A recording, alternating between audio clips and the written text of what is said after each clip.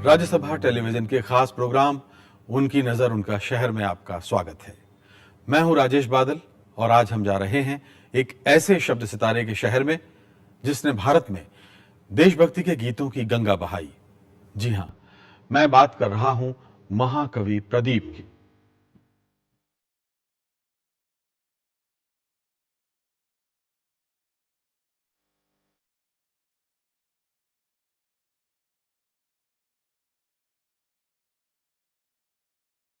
बड़नगर के लोग इस बात पर फख्र करते हैं कि उनके शहर में प्रदीप का जन्म हुआ था। वो कहते हैं कि प्रदीप के नाम से उन्हें पहचान की जो दौलत मिलती है उसका कर्ज कभी नहीं उतर सकता।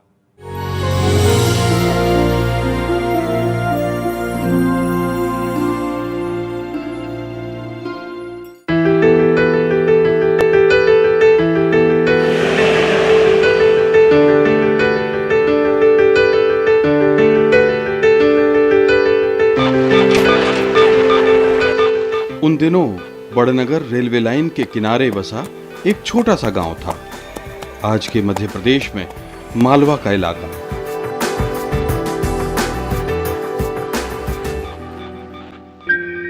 गांव के पुरोहित और संपन्न किसान नारायण जी भट्ट के इस घर में 6 फरवरी 1915 को रामचंद्र द्विवेदी का जन्म हुआ। घर के लोग प्यार से उसे रामू कहते। बचपन में ही धार्मिक और देशभक्ति के संस्कार मिले। मां का कंठ सुरीला, भजन गाती और रामचंद्र गौर से सुनते। मां का सुर बेटे में आया, लेकिन स्वभाव पिता का पाया, स्वाभिमानी और जिद्दी। एक बार जो ठान ले तो बदलने का साहस किसी में नहीं। गांव के स्कूल में शिक्षक ने एक बार मुर्गा बनने की सजा दी। रामचंद्र ने मना कर दिया और बस्ता उठाकर घर चले आए। फिर कभी उस स्कूल में नहीं गए। पिता ने समझाया। अगले दिन शिक्षक ने घर आकर माफी भी मांगी, लेकिन रामचंद्र का फैसला नहीं बदला। प्रदीप की बड़ी बहन थी अन्नपूर्णा, उनसे 10 साल बड़ी थी। प्रदीप से जुड़ी हर छोटी बड़ी घटना उन्हें याद थी। खूब भगवान जीवो खूब 105 वर्ष की उम्र है। 125। अरे मैं तो 50,000 बरस से की हूँ। गुपत काशी की बात है, तो वहाँ मैं खड़ी रही थी। वो ये गुनगुना गाता था, मेरा बुलबुल सो रहा है, शोर गुल न मचा, बादल धीरे आ रहे, बादल धीरे धीरे जा, मेरा बुलबुल सो रहा है, शोर गुल न मचा।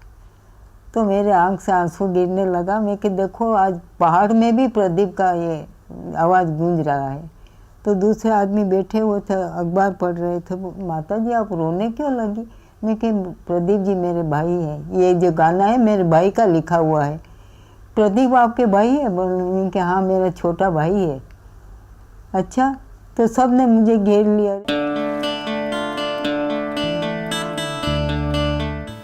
पढ़ाई ठप हो गई। पिता ने रतलाम भेज दिया मामा के घर, शायद वहां पढ़ाई हो जाए। एक दिन मामी ने गुस्से में कुछ बोल दिया। फिर क्या था, आओ देखा ना ताओ। मामा का घर भी छोड़ दिया और जानते हैं क्या किया? रेल पटरियों पर चलते चलते बड़नगर आ गए। 2-4 नहीं, पूरे 30-35 किलोमीटर।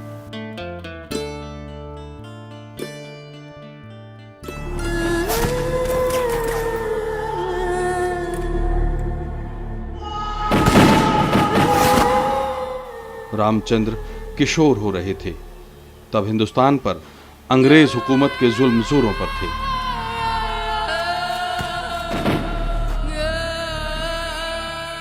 जलियांवाला बाग की खौफनाक घटना से बच्चा बच्चा बौखलाया हुआ था।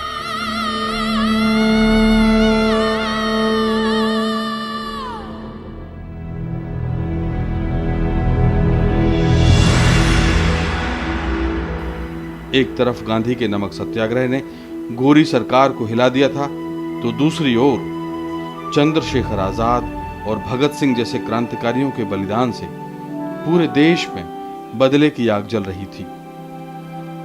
रामचंद्र के भीतर उमड़ घुमड़ कर एक प्रदीप आकार ले रहा था। उसने एक बार फिर अस्त व्यस्त अध्ययन को संवारने की कोशिश की। कुछ दिन इंदौर में पढ़ाई के बाद तय किया कि इलाहाबाद जाकर पढ़ेंगे। बड़े भाई और अपने जमाने के मशहूर लेखक कृष्ण वल्लभ द्विवेदी के साथ इलाहाबाद जा पहुंचे।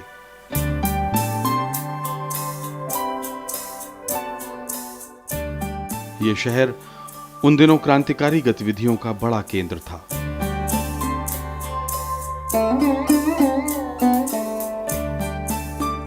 या 31 का ही समय था। चंद्रशेखर आज़ाद को मतलब अल्फ्रेड पार्क के अंदर गोली मार करके उनकी हत्या की गई थी।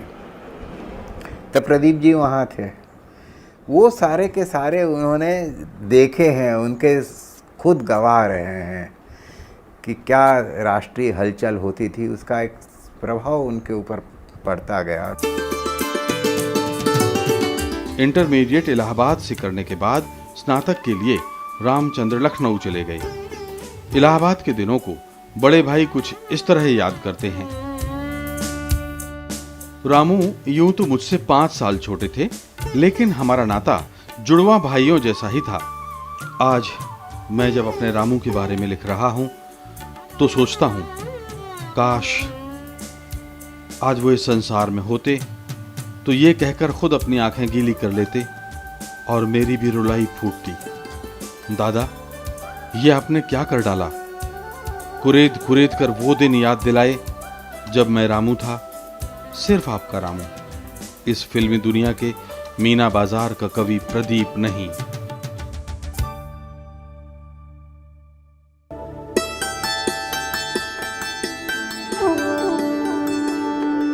लखनऊ विश्वविद्यालय में पढ़ने के दौरान ही प्रदीप की कविताओं ने देश भर में धूम मचा दी थी। उनकी कविता पानीपत ने कुछ ऐसा जादू किया था कि हर कवि सम्मेलन में उनसे फरमाइश की जाती थी, तेरी हमराई में अब वो गत गौरव का गान नहीं, अब तेरे अरुण अजिर में शिखरोदत मादक तान नहीं, अब हो अलिकुल आकुल गुनगुन करते तब हरित दुकूलों में, कोकिल की कल काकिली में अब योद्धाओं का आह्वान नहीं। बुलंद और सुरीली आवाज के रामचंद्र के दीवाने महाकवि सूर्यकांत त्रिपाठी निराला भी थे। एक बार निराला ने उनके बारे में लिखा, ये केवल 21-22 साल के नवयुवक हैं, लेकिन आज जितने कवियों का प्रकाश हिंदी में फैला हुआ है, उनमें रामचंद्र द्विवेदी प्रदीप का प्रकाश अत्यंत उज्जवल है। प्रदीप की आर्थिक अवस्था उतनी अच्छी नहीं है जितनी अच्छी उनके हृदय की अवस्था है।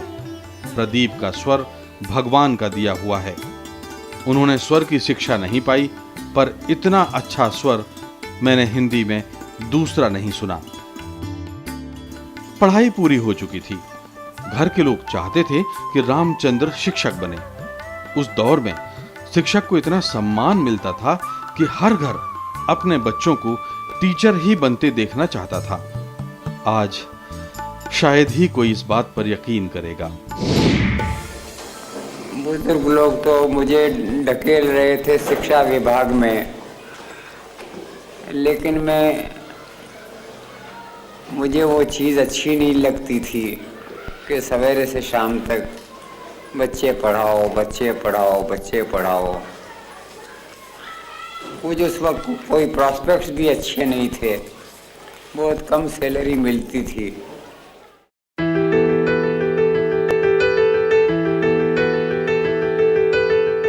इसी दौरान कुछ ऐसा चक्कर चला कि प्रदीप जा पहुंचे मुंबई। वो कहानी हम आपको थोड़ी देर में बताएंगे, लेकिन पहले बता दें कि घर वाले प्रदीप की शादी के लिए परेशान थे। वो जानते थे कि प्रदीप को कोई लड़की आसानी से पसंद नहीं आएगी, फिर भी उन्होंने एक लड़की दिखा ही दी।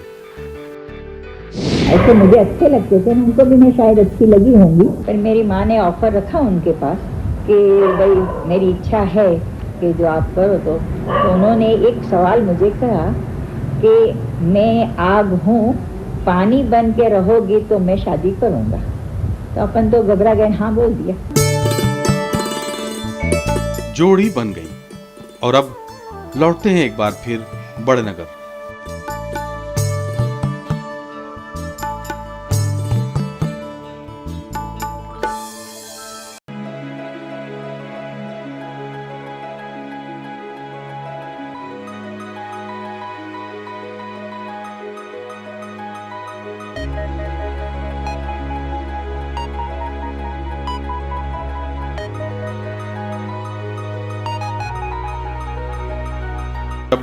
बड़नगर आते थे तो सारा कस्बा उन्हें सर पे बिठाता था।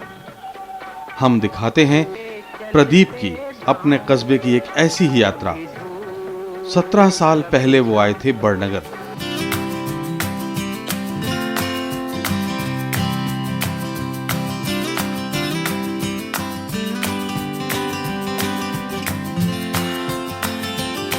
राजनेताओं के स्वागत में लोगों को जुटते आपने देखा होगा, फिल्म स्टार्स के लिए उमड़ती भीड़ देखी होगी, शादी ब्याह के मौके पर थिरकते लोग देखे होंगे या धार्मिक जलसों पर शोभा यात्राएं देखी होंगी। लेकिन हमारा दावा है कि वतन पे मर मिटने का जज्बा पैदा कर देने वाले गीतकार के लिए लोगों की तरफ से ऐसा स्वागत कहीं न देखा होगा। ये मान सम्मान करोड़ों दिलों में सिर्फ और सिर्फ प्रदीप को हासिल है।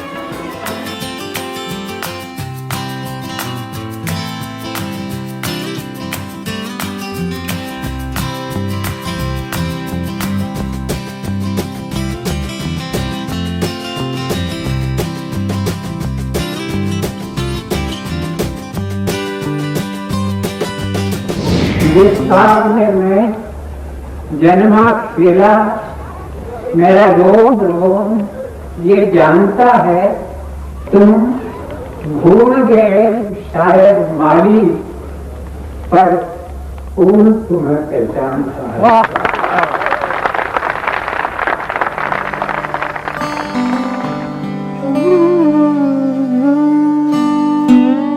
यूं तो प्रदीप के कुनबे में करोड़ों लोग हैं, लेकिन परिवार में उनकी 2 बेटियां हैं। दोनों ही मुंबई में रहती हैं।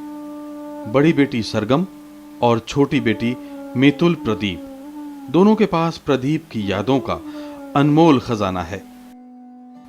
इंसान का इंसान से हो भाईचारा, यही पैगाम हमारा, यही पैगाम हमारा। सरगम के पति बचपन से ही प्रदीप के गीतों के दीवाने थे। पूरा खानदान प्रदीप को बापू कहता था। उस वक्त जागृति फिल्म आई थी, उसमें काफ़ी सारे गीत जो थे वो देश के लिए थे, देश की भक्ति के ऊपर। तो हम गुनगुनाते थे, सुनते थे, रिकॉर्ड बजाते थे। सही मायना मुझे मालूम नहीं था क्या है इसका। बहुत साल के बाद पता चला कि बापू ने जो लिखा है कितना सत्य है। उनकी जितनी भी रचनाएं है वो सब कालजयी है। आज देखो सब लागू हो रही है। छोटी बेटी मितुल एक संवेदनशील कलाकार हैं। बच्चों और हर उम्र की महिलाओं में कलात्मक रुचियों को जगाने में व्यस्त रहती हैं। आज भी उनके दिल में बापू प्रदीप धड़कते हैं।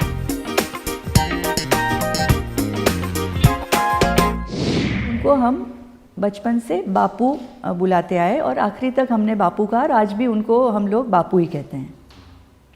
तो बापू का एक गीत कि उसमें एक लाइन आती थी कि फूट फूट कर क्यों रोते प्यारे बापू के प्राण, कितना बदल गया इंसान।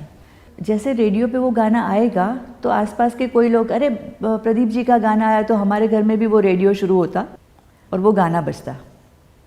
तो देख तेरे संसार की हालत क्या हो गई भगवान, कितना बदल गया इंसान, जो आज भी उतना ही रेलेवेंट है। और हम छोटे बच्चे वो गाना सुनते और जब भी वो गाने में वो लाइन आती कि फूट फूट कर क्यों रोते प्यारे बापू के प्राण, तो मैं बरबस रोने लगती और किसी को नहीं समझ में आता कि ये क्यों रो रही है।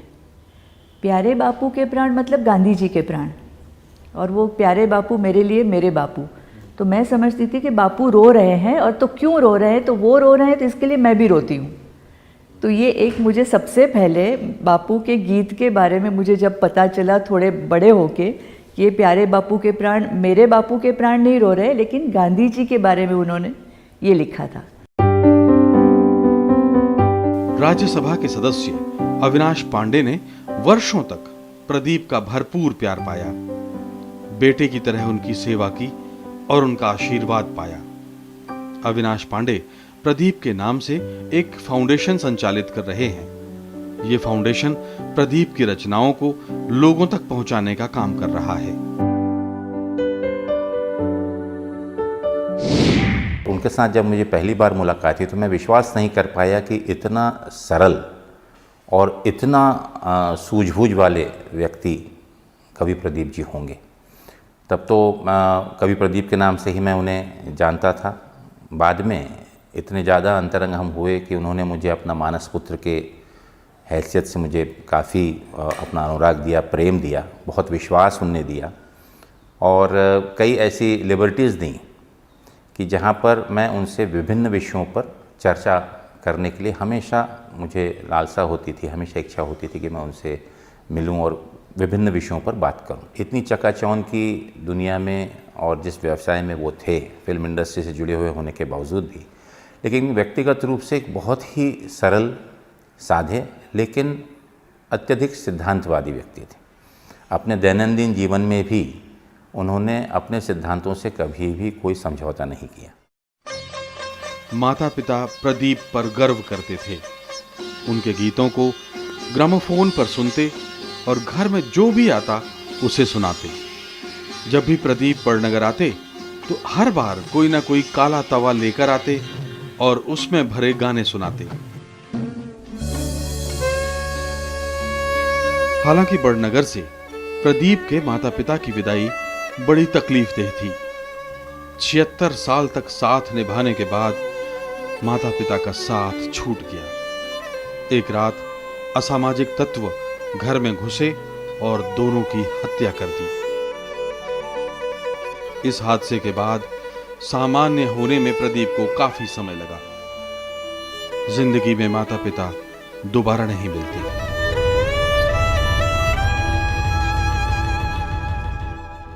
जरा आंख में भर लो पानी, जो शहीद हुए हैं उनकी जरा याद करो कुर्बानी। प्रदीप की कलम से यह गीत निकला था आजादी के 16 साल बाद। लेकिन क्या आप जानते हैं कि आजादी के 7-8 साल पहले फिल्म के पर्दे पर वतन के लिए मर मिटने का जज्बा पैदा करने वाले गीत भी प्रदीप ने लिखे थे। बरतानवी हुकूमत के जुल्म और सितम को देखते हुए यह कोई आसान काम नहीं था।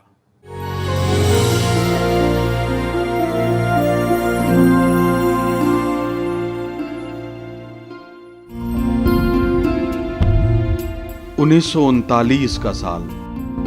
प्रदीप अब तय कर चुके थे कि वो शिक्षक नहीं बनेंगे।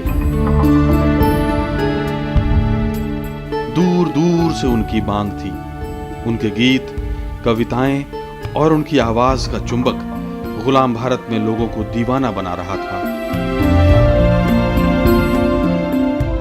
दूर हटोए दुनिया वालों, हिंदुस्तान हमारा है। यहाँ हमारे ताजमहल हैं, यहीं कुतुब मीनारा है, यहीं हमारे मस्जिद सिखों का गुरुद्वारा है। इस धरती पर कदम बढ़ाना अत्याचार तुम्हारा है। दूर हटो, दूर हटो, दूर हटो ये दुनिया वालों, हिंदुस्तान हमारा है।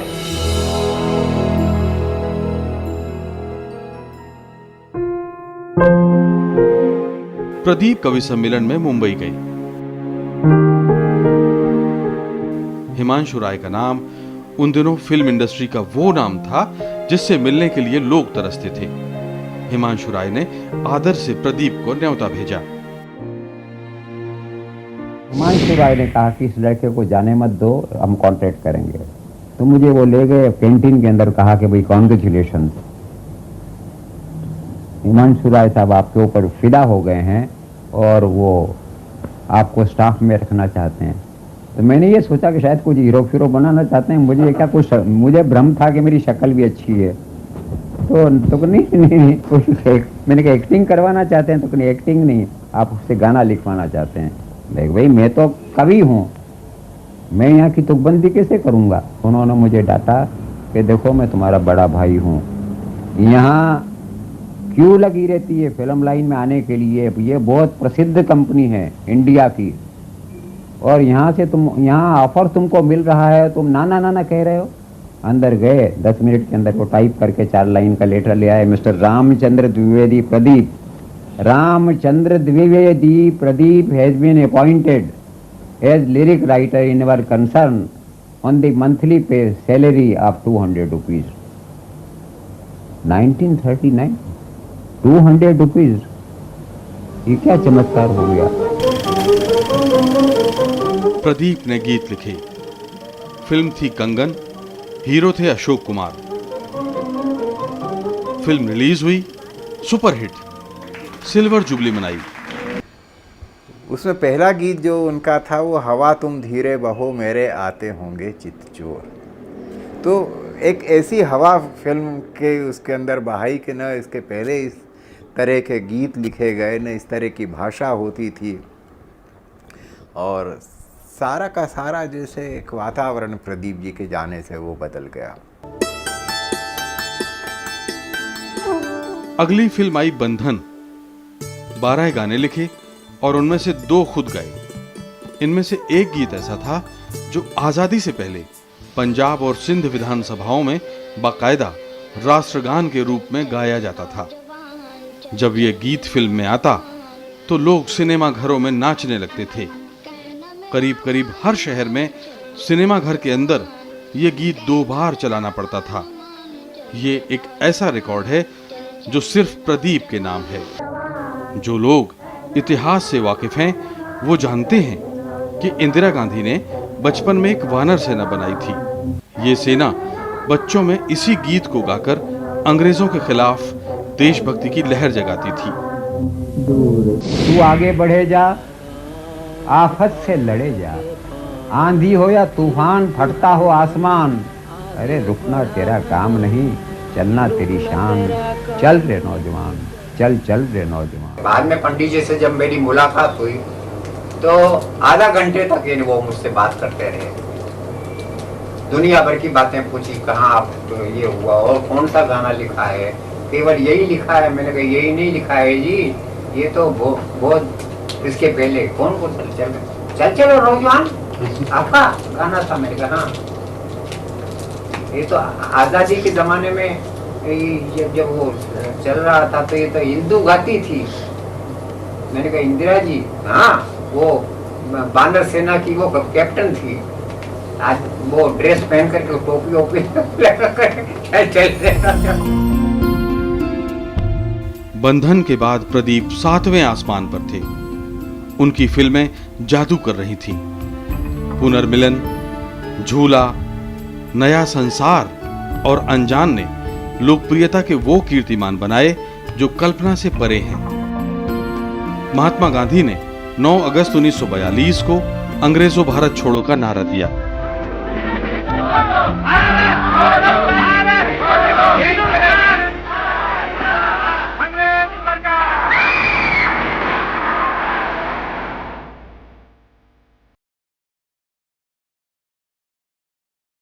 इसी दरमियान फिल्म किस्मत में प्रदीप ने देश को एक ऐसा गीत दिया जो उन दिनों करोड़ों दिलों में राष्ट्रगीत की जगह ले चुका था। प्रदीप के इस गीत के दम पर यह फिल्म लोकप्रियता के सारे रिकॉर्ड तोड़ चुकी थी। कोलकाता में यह फिल्म लगातार 3 साल 8 महीने तक दिखाई गई, वो भी एक ही सिनेमा घर में। और सुनिए, इस फिल्म को डिस्ट्रीब्यूटर ने बड़े बेमन से सिर्फ 60,000 में खरीदा था, और जब फिल्म चली तो उसी डिस्ट्रीब्यूटर को 1 करोड़ रुपए से भी ज्यादा का मुनाफा हुआ। देश में गर्मा गर्म वातावरण था, सब नेताओं को पकड़ करके ठूस दिया था जेलों के अंदर, और ये गाना टॉक्सी के अंदर शुरू हुआ। ऑडियंस खड़ी हो गई, उन्होंने कहा once more once more once more. बड़ा हंगामा हो गया वहाँ, फिल्म बंद करनी पड़ी दोबारा, यानी रिवाइंड करके, और फिर ये चलाना पड़ा। और इस तरह से करोड़ों तक ये गाना गया और करोड़ों ने इसे गाया। आज़ादी का भारत छोड़ो आंदोलन चल रहा था, तो उस समय चल चल रे नौजवान तू आगे बढ़े जा, मुझे बहुत प्यारा था ये गाना। और ये गीत गागा के लोग जेल जाते थे। प्रदीप का असर ये था कि वो रिकॉर्डिंग के दौरान मौजूद रहकर गायक और गायिका के सुर और अंदाज पर खुद ध्यान देते। सुर और भाव बिगड़ा तो प्रदीप का एक इशारा रिकॉर्डिंग रोकने के लिए काफी था, चाहे मोहम्मद रफी हो या लता मंगेशकर। बाकी की तो बिसात ही क्या। खैर, तो बात यह थी कि 1943 के बाद बॉम्बे टाकीज का बंटवारा हो गया।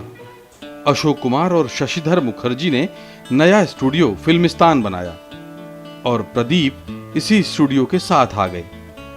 वेतन 1500 रुपए हर महीने। फिल्मिस्तान की नई फिल्म आई चल चल रे नौजवान। फिल्म तो पिट गई, लेकिन प्रदीप के गीत हिट थे। इसके बाद प्रदीप को फिल्म बनाने की धुन भी सवार हुई। बतौर निर्माता उन्होंने फिल्म बनाई गर्ल्स स्कूल, लेकिन फिल्म नहीं चली। घाटा हुआ सो अलग। इसके बाद प्रदीप ने तौबा कर ली। बात चल रही थी फिल्मिस्तान की। किसी वजह से वहां के करता धरता राय बहादुर चुन्नीलाल से प्रदीप की अनबन हो गई। प्रदीप को नोटिस मिल गया और उन्होंने स्टूडियो जाना बंद कर दिया। करार के मुताबिक प्रदीप किसी और के लिए गीत नहीं लिख सकते थे। अब घर का खर्च कैसे चलता?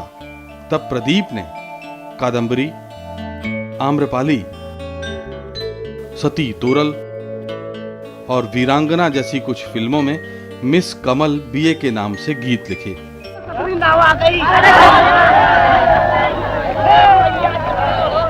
सिलसिला चलता रहा। 1954 में आई जागृति। फिल्म के गीतों ने सारे देश को देशभक्ति से सराबोर कर दिया। फिल्म के गीतों की लोकप्रियता समंदर पार जा पहुंची। आलम यह था कि इस फिल्म की नकल पर 3 साल बाद हर राष्ट्र के जीवन के अंदर कुछ युवकों को, जो पुराने लोग हैं, बुजुर्ग लोग, जाते जाते एक संदेश दे जाते हैं कि भाई हमारे पहले के लोगों ने भी बड़ी कुर्बानियाँ की हैं और हम लोगों से भी जो कुछ बन सका हम लोगों ने भी कुछ किया है।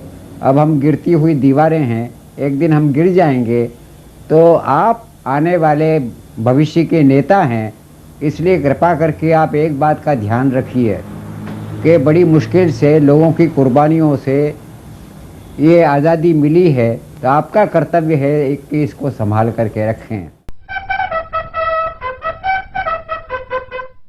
जागृति के गीतों का नशा अभी उतरा भी न था कि प्रदीप का एक और कोहिनूर सामने आया।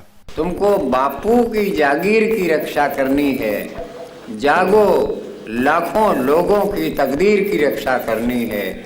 अरे अभी अभी जो बनी है उस तस्वीर की रक्षा करनी है। सावधान, तुमको अपने कश्मीर की रक्षा करनी है इस देश की रक्षा।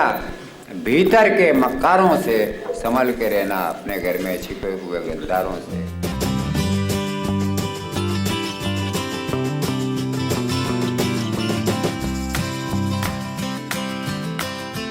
पत्थर दिल भी इस गीत को सुनकर पिघल जाते हैं और रोम रोम में सिहरन दौड़ जाती है।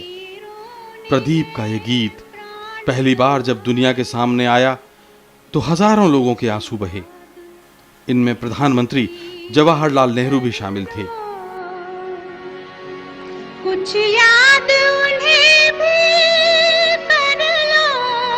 प्राइम मिनिस्टर रो करके लता के पास पहुंचे, उसको एकदम ले लिया कि बोले बेटी आज तुमने रुला दिया मुझे। पंडित जी ने नाना प्रकार की बातें मुझे पूछी कि कहाँ के रहने वाले हो, क्या है, किधर एजुकेशन हुई थे। वो उनको पता नहीं था कि मैं इलाहाबाद में रहा हूँ 6 बरस तक। तो बड़े चौंके वो तो, अरे इलाहाबाद में थे, कहाँ थे, किधर थे? मैं तो आपके आनंद भवन के पास में ही कटरा कंडलगंज में रहता था। मैंने कहा वो क्विट इंडिया के अंदर जब आप लोगों को पकड़ के ले गए मैं मुंबई में ही था तब। आज हिमालय की चोटी से फिर हमने ललका, क्या दूर हटो, ये दुनिया वालों, ये आपका लिखा हुआ है। अरे कमाल है, ये तो हम जब जेल में थे तो एक सिपाही ने मुझे ला करके दिया था। पंडित जी किसी को बोलिएगा मत, नौकरी का सवाल है। बड़े खुश हुए वो। एक और गाना मैंने लिखा, वो आपने नागपुर में सुना था, नागपुर कांग्रेस के वक्त में। कौन सा?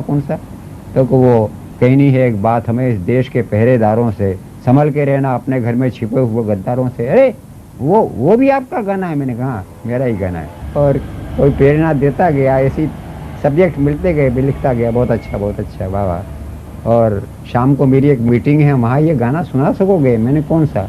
ए मेरे वतन के लोगों। मैंने कहा ये लता ने जिस ढंग से गाया है उस ढंग से मैं नहीं सुनाऊंगा आपको। एक शायर, एक कवि जिस तरह से तरन्नुम में सुनाता है उस तरह से बिना ढोल धमाके के सुनाऊंगा। तो हाँ सुनाओ। ये है लता जी ने इसकी बहुत कदर की।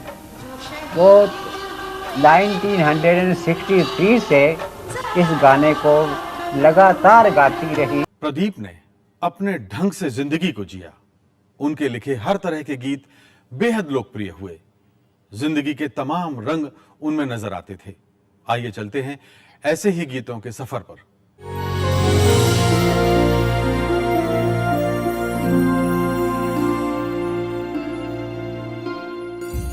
पिंजरे के पंछी। ऐसा नहीं था कि प्रदीप का दर्द से कभी रिश्ता न रहा हो। अगर वो शोहरत और बुलंदियों की मंजिलों पर पहुंचे तो कई बार गुमनामी के अंधेरों में खो गए। पिंजरे के पंछी रे,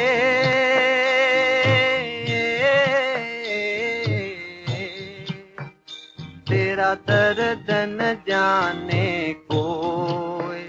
पिंजरे में बंद पंछी बदलती दुनिया के बदलते रंग देखता रहा और खामोशी से अपना दर्द कागज पर उतारता रहा। एक तरफ प्रदीप हाशिए पर जी रहे लोगों के साथ खड़े नजर आते हैं, तो दूसरी ओर वो शोहरत की बुलंदियों पर जा बैठे लोगों की आंखें खोलने का काम करते हैं। आज के जमाने में राजनेताओं पर यह कविता सटीक बैठती है। कभी कभी खुद से बात करो, कभी कभी खुद से बोलो, अपनी नजर में तुम क्या हो, ये मन की तराजू पे तोलो। कभी कभी खुद से बात करो, कभी कभी खुद से बोलो। ये हरदम तुम बैठे न रहो शोहरत की इमारत में। अरे कभी कभी खुद को पेश करो आत्मा की अदालत में। एक जनरल फीलिंग है लोगों की, हमारे पास पैसा हो गया, हम यानी हीरे के गहने पहने हुए हैं, हम ये हैं, हम लता मंगेशकर हैं। दुनिया कहती कीर्ति कमा के तुम हो बहुत सुखी, मगर तुम्हारे आडंबर से हम हैं बड़े दुखी। अरे कभी तो अपने भव्य भवन की बंद खिड़कियां खोलो, अपनी नजर में तुम क्या हो, ये मन की तराजू पे तोलो।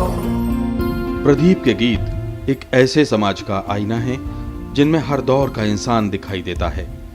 इंसानियत के तमाम खूबसूरत और चटख रंगों को वो हिंदुस्तान के कैनवस पर चमकते देखना चाहते थे। मिसाल के तौर पर कुछ गीत। हम में से कौन ऐसा है जो अपने बचपन को याद नहीं करना चाहता? दुनिया की कोई भी दौलत बचपन खरीद कर नहीं दे सकती। बालिग होने के बाद कई बार रिश्तों के कुछ बंधन टूट जाते हैं, लेकिन बचपन के बंधन कभी नहीं टूटते। प्रदीप भी बचपन और उस दौर के रिश्तों को नहीं भुला पाए।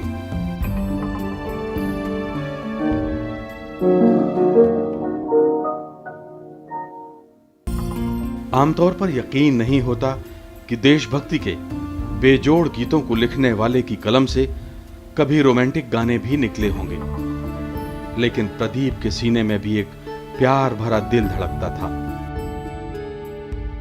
आज मत जाओ प्रवासी, आज मत जाओ प्रवासी, ओ प्रणय के दिव्य दानी, तुम सुकच मैं देवयानी, आज ठहरो हम लिखेंगे प्रेम की अनुपम कहानी, आज तो सन समीरन भी बना देखो विलासी, आज मत जाओ प्रवासी, आज मत जाओ प्रवासी। क्या कहा ना ठहर सकोगे, क्या रुकना पल भर सकोगे, मुझ भिखारिन की प्रणय से क्या न झोली भर सकोगे, छोड़ चल दोगे भयाकुल, क्या मुझे नल प्रियासी, आज मत जाओ प्रवासी, आज मत जाओ प्रवासी। जिंदगी की शाम जब आती है तो इंसान अपने स्वभाव से आध्यात्मिक हो जाता है, लेकिन प्रदीप के साथ ऐसा नहीं हुआ। वो एक रफ्तार से देश प्रेम के गीत लिख रहे थे, तो दूसरी ओर उनके धार्मिक गीत आज भी लोगों की जबान पर हैं। कुछ लोग ऐसे होते हैं जिनके लिए कोई भी सम्मान मायने नहीं रखता। प्रदीप ऐसे ही थे। उन्हें लोगों ने पलकों पे बिठाया। सत्ता और समाज दोनों तरफ से उन्हें मान मिला।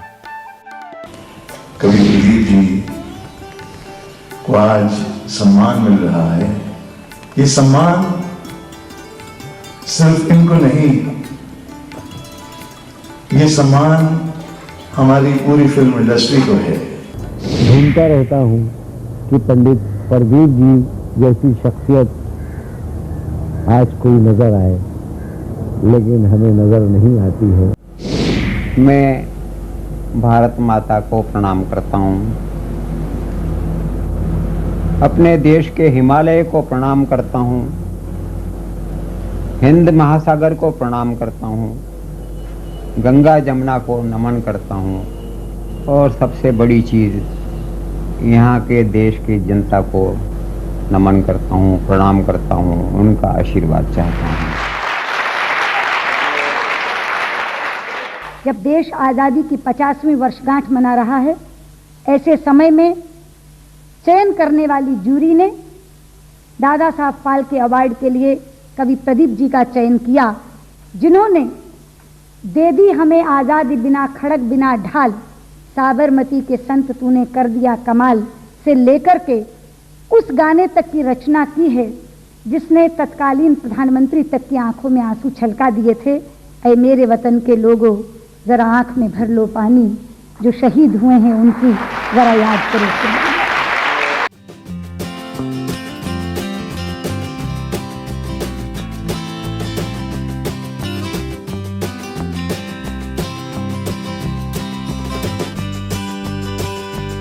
कलम के किसी सितारे को शायद ये नसीब हुआ हो। इस इज्जत और आदर से प्रदीप को खुश होना चाहिए था, पर अफसोस ऐसा नहीं था। वो देश की कामयाबी और विकास को लेकर बहुत दुखी नहीं थे। उनकी असल पीड़ा इस बात को लेकर थी कि हम अपने मूल्यों और सरोकारों को हाशिए पर धकेलते जा रहे हैं। ना चाहकर भी उनके ये जज्बात होठों से फूट पड़ते थे। जब से यानी पैसे का लालच बढ़ गया है इस भौतिक संसार के अंदर, तब से ये दुर्गुण पैदा हुए हैं।